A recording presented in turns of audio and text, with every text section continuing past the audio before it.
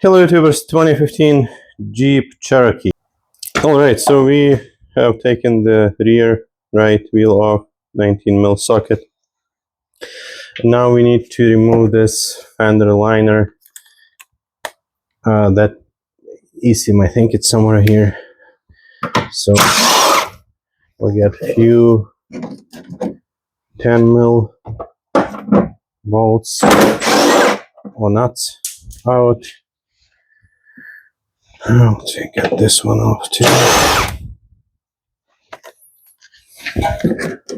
And this one, get it just put.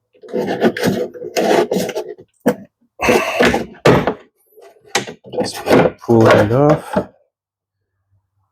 So, where is that ESIM?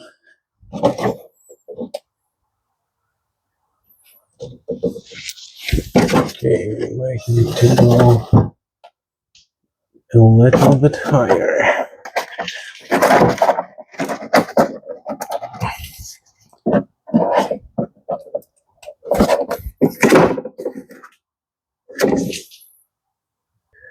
Alright, so I had to remove that fender liner, and this is where the ESIM unit is. It's a charcoal canister. Try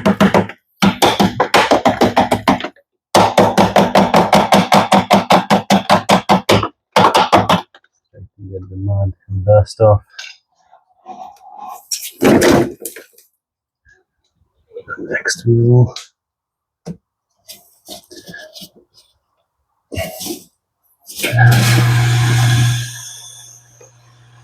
so let me try to pull this hose off. Not sure if you can see what I'm doing. So there was this little hose, and there is this wire. So for the wire, I think we need to pull this blue tab. Actually, let's try removing this ESIM unit, this pump. So we'll press this, spin it.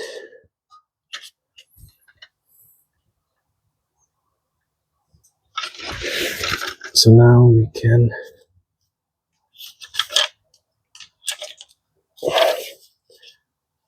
get this wiring off.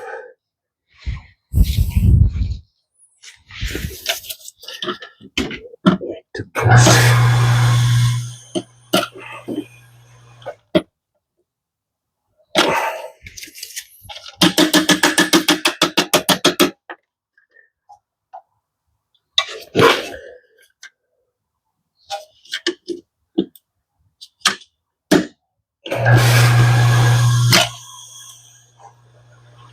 This is what it is.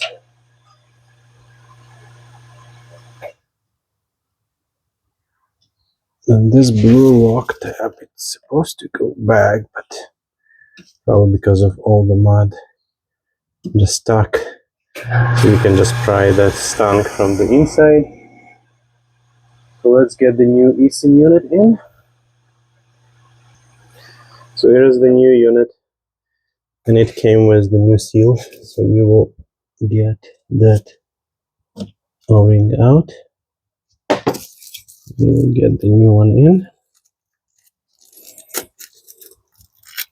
And I will leave a link in the description under the video, so you can get tools, parts, everything you need for this job. So we will get that O-ring in.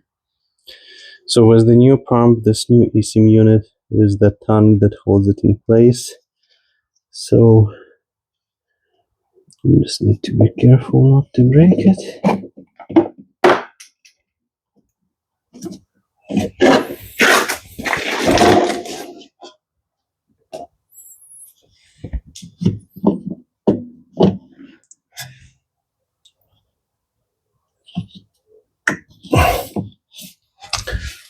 Okay, now it's locked in place. We'll get the hose back on.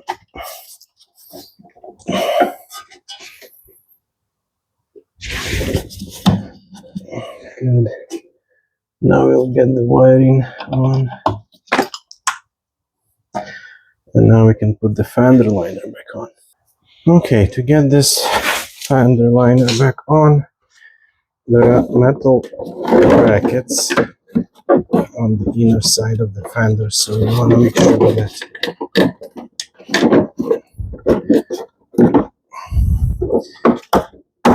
your liner is well seated over there.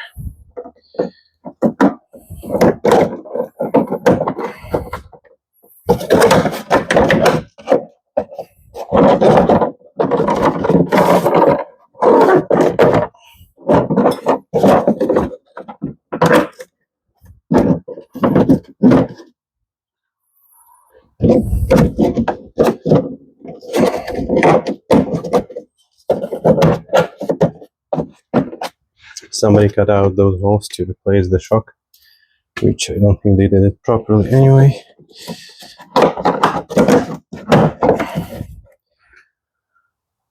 So now we will install all the clips that we have removed. This one was probably somewhere else.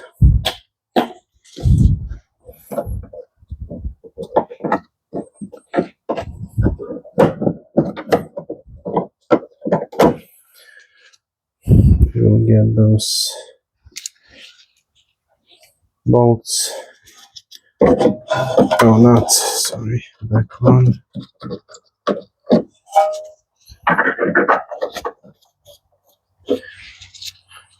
And then we will get the wheel back on. So a few more.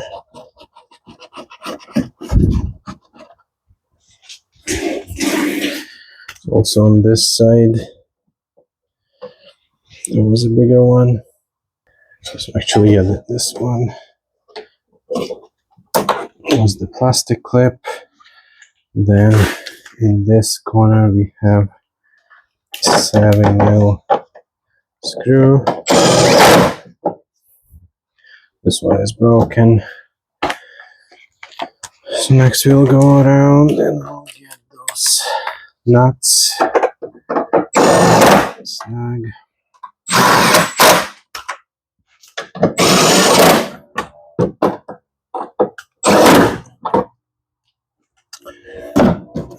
That's pretty much it. So we'll get the wheel installed. So as I mentioned, those 19mm weirdly enough bolts, not nuts.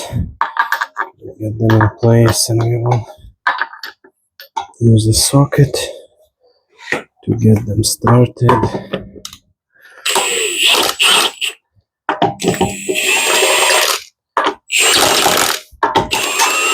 All the parts and tools in the description, guys, check those out.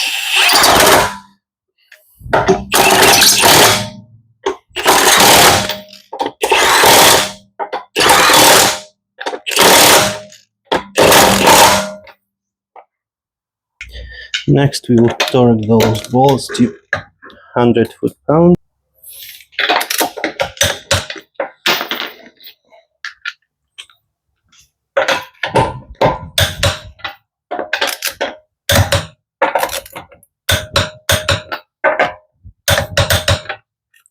Now the most exciting part, I will clear out the codes, we'll start the engine, we'll check for codes.